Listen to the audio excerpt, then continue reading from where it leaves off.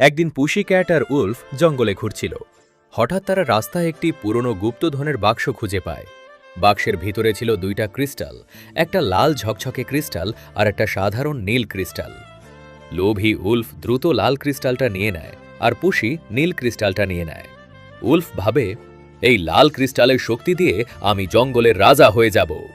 কিন্তু সে ক্রিস্টালটা চালু করতেই সেখান থেকে কালো শক্তি বের হতে শুরু করে। হঠাৎ সেখানে এক ভয়ঙ্কর ব্যাডম্যান এসে যায়। সে জঙ্গলের গাছ ভাঙতে থাকে এবং প্রাণীদের উপর আক্রমণ করে। সব প্রাণী ভয়ে পালাতে শুরু করে। তখন পুশি সুপার হিরো রূপে হাজির হয়।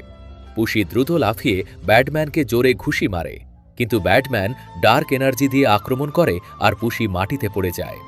তবুও পুশি হার মানে না। পুশি নীল ক্রিস্টালটা তুলে ধরে আর সেখান থেকে উজ্জ্বল নীল আলো বের হয়। তারপর পুশি শেষবার লাফিয়ে ব্যাটম্যানকে চিরতরে হারিয়ে দেয়। জঙ্গলের সব প্রাণী খুশি হয়ে যায়। আর যখন পুশি বাড়ি ফিরে আসে, দেখে তার নীল ক্রিস্টালটা একটা ছোট জাদুকরী পাখিতে পরিণত হয়েছে।